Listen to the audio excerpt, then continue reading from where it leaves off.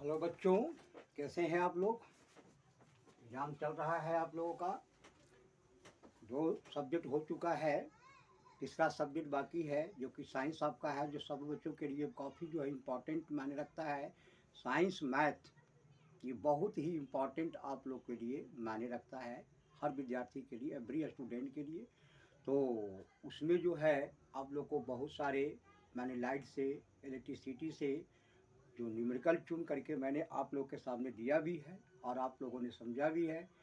लेकिन आज जो है आपको इलेक्ट्रिसिटी से संबंधित कुछ और भी न्यूमेरिकल जो आने का चांस रहता है, जो आता है, जिस पैटर्न पर आता है उस पैटर्न को मैं आप लोगों को दे रहा हूँ, ताकि आप लोग जो है कम से कम इसे जो है अपने जीवन में उतार ले। एक को जरूरी नहीं है कि आप लोग यहीं पर, लेकिन आगे भी आप लोग को ये इलेक्ट्रिसिटी चैप्टर जो है काम करेगा, क्योंकि हमेशा ये आपको लाइफ से ही जुड़ा हुआ है। और दूसरी बात है कि ये जब तक पढ़ेंगे, फिजिक्स पढ़ेंगे, तब तक आपको ये इलेक्ट्रिसिटी आपका पीछा नहीं छोड़ेगा।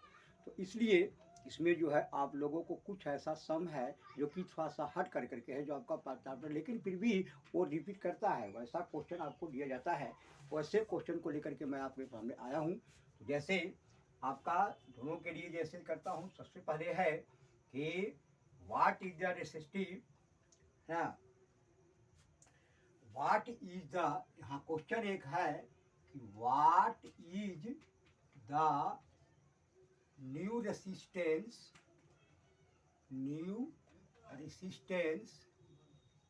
Of a wire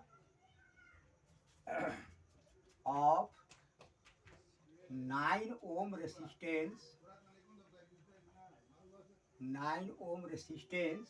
if its length is doubled,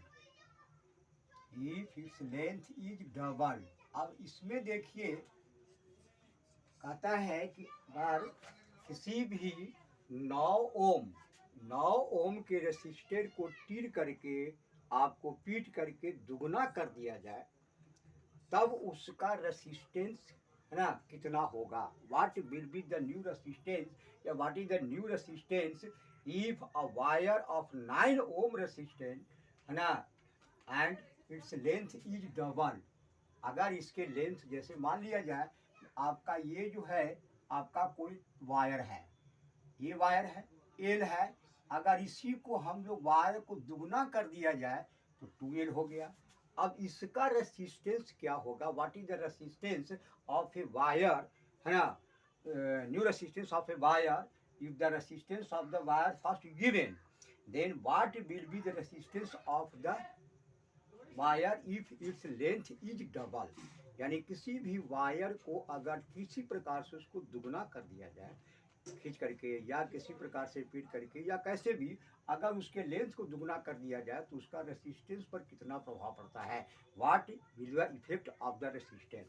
तो ये क्वेश्चन आप लोग को है जो कि समझ में आ गया है कि what is the new resistance of a wire of 9 ohm resistance its length is double, यानी द्विगुण कर दिया जाए। इसका दिया हुआ है आपको 9 ओम दिया हुआ है, 9 ओम जो है इसका रेसिस्टेंस है। तो नया रेसिस्टेंस क्या होगा, तो वी नो दैट, यहाँ शुरू करेंगे, वी नो दैट, हम सिंपल बनाइएगा, new resistance is equal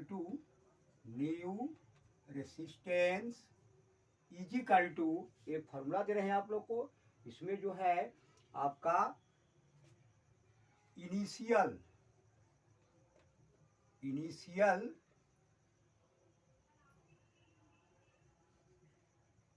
resistance by आपका लेंथ स्क्वायर, यही आपका फार्मूला आपको काम करेगा। कभी भी आपको अगर ऐसा क्वेश्चन रहेगा कि बार या 2 टाइम्स डबल कर दिया जाए, 3 टाइम कर दिया जाए, 4 टाइम कर दिया जाए, या खींच करके उसको 5 बार गुना कर दिया जाए, तब उसका रेसिस्टेंस क्या होगा। तो इस प्रकार से क्वेश्चन को कोई आपको भार नहीं है। सबसे पहले लिखेंगे कि we know that new resistance is equal to initial, यानी आपका old resistance by length square.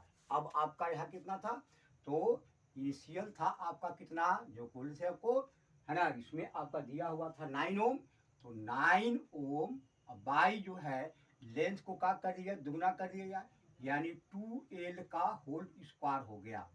तो अब इसमें क्या हुआ, तो आपका इजिकल टू 9 बाई 2 जा 4L स्क्वायर हो गया इसमें। तो 4 हो गया, मतलब कि अब एल का करिए तो हाँ, तो 2 हो गया, तो हटा दीजिए, यानी दुगना कर दिया जाए। तो अगर आपको 2 का स्क्वायर हो गया तो 2 जा 4 हो गया, तो 9 बाई 4, 4 2 जा 8, 1 हो गया, तो 10, यानी 4 2 जा 8 और 4 5 जा 20, यानी 2.25 का आपका ओम इसका हो जाएगा। क्या देखे आपने, यानी ये जो है आपका लेंथ को अगर डबल किया जाए तो उसका रेसिस्टेंस आपका 4/4 हो जाएगा, क्योंकि 2.5 2.5 4.5 हो गया, और 4.5 इंटू 2 हो गया आपका 9 हो गया। इसका मतलब ये होता है कि किसी भी वायर को, समझने वाली बात है कि किसी भी वायर को अगर उसको है ना लंबाई में जितना गुना ज़्यादा वृद्धि करेंगे उतना ही पार्ट जो है आपका रेसिस्टेंस कम जाएगा। यानी अगर डबल करते हैं तो 2 2 जा 4 टाइम का हो गया, तो आपका रेसिस्टेंस घट गया, इसका 9 ओम था, अब आकर के रह गया सिर्फ आपको 2.25 ओम रह गया। तो इस प्रकार से आपको बना लेना होगा, कोई दिक्कत नहीं, कोई प्रॉब्लम नहीं। अब जो है दूसरा क्वेश्चन जो है कि ये सभी मैथ पर खासा ध्यान देंगे आप लोग को, क्योंकि छोटा छोटा है लेकिन बात गंभीर रहता है ये सब चीज। जैसे आपका दूसरा क्वेश्चन है 20 metre long wire, 20 metre long wire whose cross section area is 1 mm square, then and R यानी रेसिस्टेंस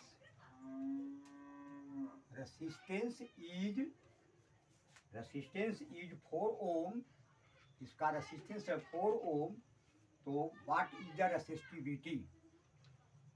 इज द रेसिस्टिविटी, इसका प्रतिरोधकता क्या होगा, ये आपका क्वेश्चन है। इसमें से आपको आएगा जैसे 20 मीटर लॉन्ग वायर, यानी ये वायर का लंबाई है 20 मीटर, और सपोज कीजिए तो ये होता है इसका क्रॉस सेक्शन एरिया, ये देखिए यही है इसका क्रॉस सेक्शन एरिया, यानी 1 मिलीमीटर 1 mm स्क्वायर के बराबर इसका क्रॉस सेक्शन एरिया, और इसका रेसिस्टेंस है 4 ओम।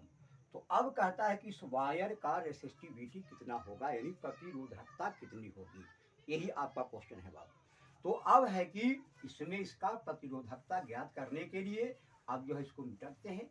तो इसका जो है एक फार्मूला होता है, जैसे कि आप लोग जानते हैं कि resistivity R is equal to, formula है ना कि आर इजिकल टू, तो रेसिस्टिविटी इजिकल टू होता है आपका कितना, एल बाई आपका हो गया आर इंटू ए। अब इसमें आपको क्या हो गया, तो एल हो गया आपका जिससे 20 और आपका एरिया आर हो गया। अब उसके बाद जो है ये आपका आर कितना था 4 ओम, तो 4 हो गया, एरिया था 1 मिलीमीटर स्क्वायर, यानी 20/4 इजिकल टू कितना हो गया 5 आपका आगे इसका मीटर सेकेंड यानी पर मीटर, तो मीटर सेकेंड पर मीटर, ये रेसिस्टिविटी का आपका जो है आपका यूनिट हो गया। तो हमने कहा दिया 20 मीटर लॉन्ग है ना ये wire whose resistance is 4 ohm and the cross section area is 1 millimeter square. So what will its resistivity? So we know that resistivity is equal to L by R into A. L is equal to 20 meter and also R resistance is equal to 4 ohm and cross section area is 1 millimeter square. So by putting the value you can also find this one. So this is also very nice. Third question, your third question is also going to give you as a 4 ohm. Third number, a wire having resistance 4 ohm. एक wire है जिसका resistance आपका 4 ohm है and whose length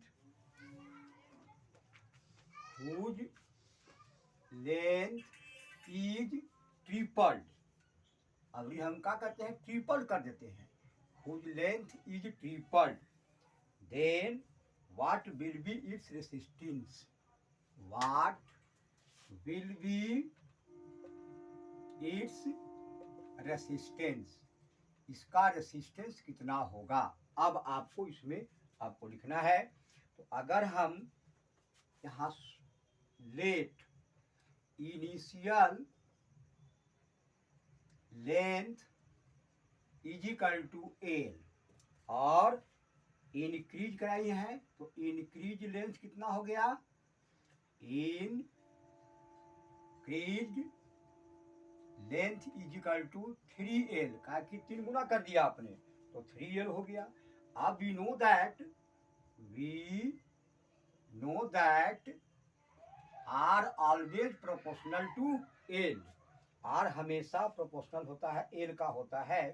तो अब जो है यहाँ करेंगे और R इज इक्वल टू यानी resistance R is equal to P यानी रेसिस्टिविटी L बाई A. ये फार्मूला आपको काम करेगा रेसिस्टिविटी, और ये L हो गया बाई A हो गया. तो ये आपका फार्मूला बैठा देंगे. तो यहाँ क्या है, R आपका दिया हुआ है 4 ओम, 4 यहाँ बैठा दीजिए, इज इक्वल टू ये हो गया. और अब उसके बाद क्या निकालना है, तो अब ये L कितना था, 3l हो गया. तो 3l हो गया और ये बच्चा आपको a हो गया, ये आपका आ गया. तो अब इसको क्या करेंगे, इज इक्वल टू अब हो गया 3, तो यहाँ से कर दीजिए pl by 3a r2 equal to therefore. अब हम r निकालना है, तो r2 is equal to r2 तो r1 था, ये था r1, r2 is equal to वो पहला का L था और R2 इक्वल टू हो गया P 3L बाई A. ध्यान दीजिएगा, इसका रेसिस्टेंस दिया हुआ था, तो ये क्या हो गया आपको PL बटा A. इसका रेसिस्टेंस R2 निकालना है, तो P 3L बाई A हो गया. अब जो है तो अगर हम यहाँ करेंगे कि 4 by R2 is equal to PL by A by 3PL by A. अब इसको कीजिएगा, is equal to PL by A into A by कितना हो गया 3PL. अब A से A कट गया, P से P कट गया, L से L कट गया. अब बचा कितना, तो 4 by R2 is equal to 1 by 3. Therefore R2 is equal to 4 into 3 is equal to 12 आपका ओम हो गया. अब इसको आराम से कर लीजिए. Let initial length is equal to L. शुरू में जिसका लेंथ था एल था, अब इसी की लेंथ के 3 गुना कर दिया जाए, 3 टाइम्स. ये एल है तो ये आपका 3L है. इसका रेसिस्टेंस आपका क्या था, 4 ओम था. ठीक है, 4 ओम था. अब इसी को हम लोग का कि 3 गुना कर दिया जाए, तो अब कहता है कि we are having 4 ohm whose length triple and will be its resistance, है ना. तो अब हो गया कि इनिशियल को हम L मानते हैं, इंक्रीज हो गया आपका 3L. तो we know that R always varies at L, यानी रेसिस्टेंस जो होता है लंबाई का समानुपाती होता है. अगर लंबाई बढ़ेगा रेसिस्टेंस बढ़ेगा, लंबाई घटेगा, रेसिस्टेंस घटेगा। तो इस प्रकार से R is equal to p l by a, जहाँ ये रेसिस्टिविटी इसका है। अब यहाँ पर क्योंकि पहला बार में R1 is equal to p l by a हो गया, और R1 आपको दिया हुआ है, तो 4 is equal to p l by ए, और R2 is equal to P 3L by ए। अब इसका रेशियो लेते हैं, तो 4 by R2 is equal to p l by ए, और 3 पी एल बाई ए। अब उलट करके कहा गया, ओनली 1/3 आ गया। तो 4 by R2 is equal to 1/3, therefore R2 is equal to 4 into 3 is equal to 12 ohm. यानी इसका जो है प्रतिरोध आपका हो जाएगा 12 ओम हो जाएगा। अब जो है और थोड़ा सा देखिए, तो इसमें और थोड़ा सा एक आध दो मैथ है। जैसे मान लिया जाए कि आपका यहाँ दिया हुआ है 4 नंबर में 4 नंबर कि आपका एक हीटर है, हीटर वर्किंग है, इसका एट 220 वोल्ट है ना, 220 वोल्ट पर काम कर रहा है, और एक करंट ऑफ 5 एम्पियर का करंट देते हैं। तो अब कहता है कि व्हाट इज द हीट, यानी find heat produce in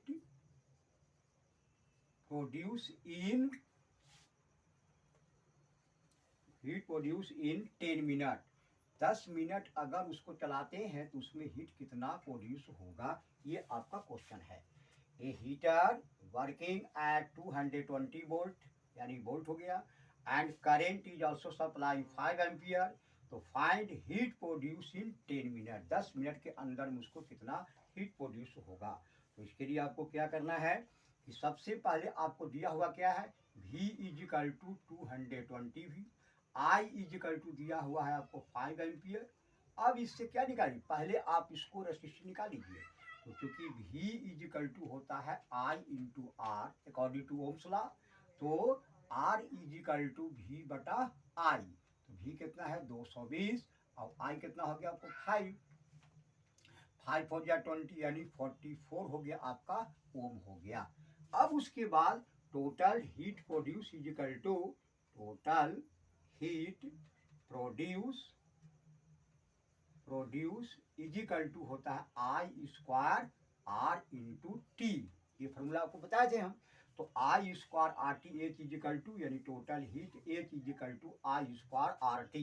therefore H is equal to I means 5 into 5, R निकल गया आपका 44 निकल गया, टाइम हो गया आपको 10 हो गया, तो 10 हो गया, टाइम आपको 10 है, तो 10 में हाँ कितना है 10, तो 10 छके 60, यानी 600 सेकेंड हो गया आपका। अब इसको अगर मल्टीप्लाई करेंगे 25 सी जा कितना, 25 सी जा 150 00 और इंटू 44, तो 0 0 0, 15 4 जा 60, 15 4 जा 60 और 666, यानी कितना हो गया, तो 6.6 इंटू 10 टू द पावर 1 2 3 4 है ना 5 हो गया।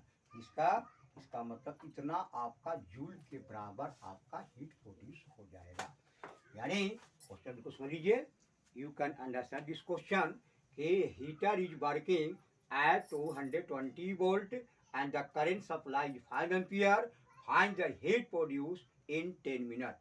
So according to Ohm's law, we know that V is equal to IR and R is equal to V by E. So 220 by 5 is equal to 44 ohm.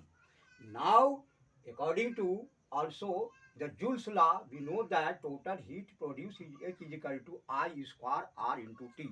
So I means 5 ampere, so 5 equal 5 into 5, और RI have find 44 ohm and time 10 minutes. So always we can also find the total amount of heat in second.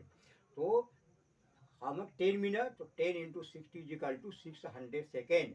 And by multiplication we have got 66000, and we can also इतना joule लिख सकते हैं, और नहीं तो we can convert in the scientific notation. तो 6.6 into 10 to the power 5 joule के बराबर निकलेगा। समझ आ गया। तो इस प्रकार से ये क्लियर हो गया आप लोग को।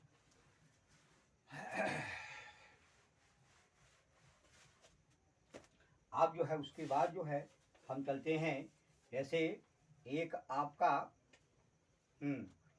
कि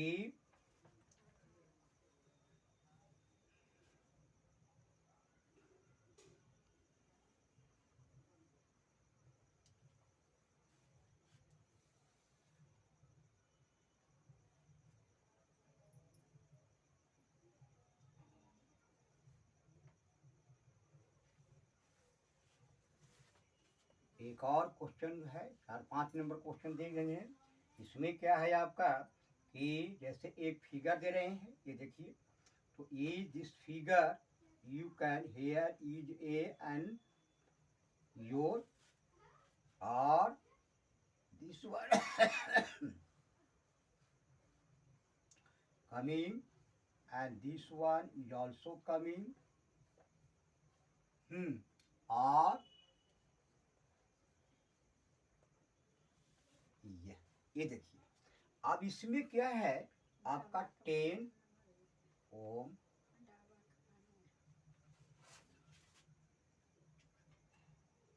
10 ohm resistance, here is also 10 ohm resistance, here is 10 ohm resistance, and here is also 2 ohm resistance, here is given 2 ohm resistance।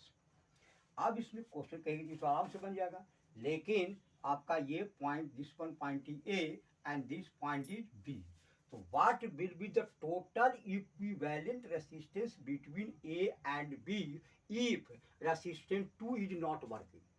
अब यहाँ पर एक कंडीशन आ गया, यहाँ पर आप लोगों के पास एक कंडीशन आ गया कि अगर 2 ओम का रेसिस्टेंस फ्यूज हो गया, समझ लीजिए ये रेसिस्टेंस आपका काम कर ही नहीं रहा है, then in this case what will be the total resistance? So according to the question, you can, according to the figure, if you have to find the total equivalent resistance, then you can also use this one. But here is a question that 2 ohm resistance is not working, it means out of working, then total resistance you have to find here. So total resistance you can find here in this case, what will be the total resistance? So then here is also 10 ohm or 10 ohm. So you can write here R1 is equal to 20 ohm, and in this direction again R2 is equal to 10 plus 10 is equal to 20 ohm, because ohm, ये 2 ohm is not working, therefore but it in the parallel combination.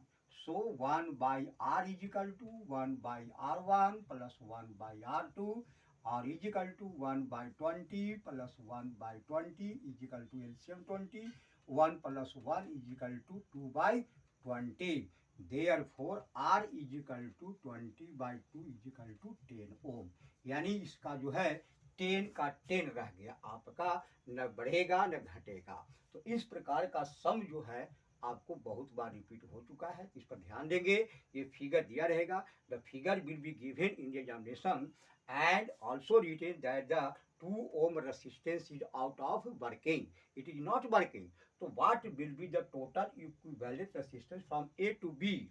So then you can, it is not working, it means it is also out of working, so you can 10 ohm and 10 ohm 20 ohm, and from this direction 10 plus 10 is equal to 20 ohm, then it will also in the parallel combination, and during the case of the 1 by R is equal to 1 by R1 plus 1 by R2 is equal to 1 by 20 plus 1 by 20 is equal to 2 by 20, therefore R is equal to 20 by 2 is equal to 10 ohm. It means if it will not work, then total resistance will be, equivalence will be also same as the one resistance. So this is your question. So I have solved this type of the question. Numericals also come in the board examination, and every type of the question, every type of the numerical, yani physics, electrical, numerical, so every type of the numerical I have solved in front of you, and you can also gain more and more knowledge about the numerical in electricity as well as in your light chapter. तो it means because the previous lesson, previous class, I have also taught different type of the numericals related to the like chapter, and in this section or in this class, I am going to also I have also taught you about the different type of the numericals come in the on the basis of the electricity. तो बच्चों इस प्रकार से आप लोग को ये है, और कल जो है अगले क्लास में, क्योंकि अभी 2 दिन मौका आप लोग के पास है, क्योंकि एग्ज़ाम तो साइंस का आप लोग के तरीका है, तो अभी 2 दिन 3 दिन मौका मेरे पास है। तो 3 दिन में अभी कल जो है कुछ आपको और क्वेश्चन मैं इससे संबंधित बताऊंगा, क्योंकि लेकिन वो क्वेश्चन वो थियोरिटिकली होगा वो आपका। लेकिन अब आप लोग कमेंट करके पूछ सकते हैं कि अगर न्यूमेरिकल चाहिए तो न्यूमेरिकल ही करूँगा, और अगर नहीं तो फिर अपने मन से तो मैं कुछ थ्योरिकल भी बताऊंगा। लेकिन कम से कम आप लोग भेजें कि हाँ भाई what do you want, either numerical और थ्योरी। तो इसका जो है कम से कम हमको कुछ इन्फॉर्मेशन दीजिए, ताकि मैं जो है आप लोग को अगला क्लास में बता सकूँ। और God bless you, you can do better, you can get a good excellence marks in the examination, and you will be also happy in your life, है ना। For that God bless you. God will always be with you.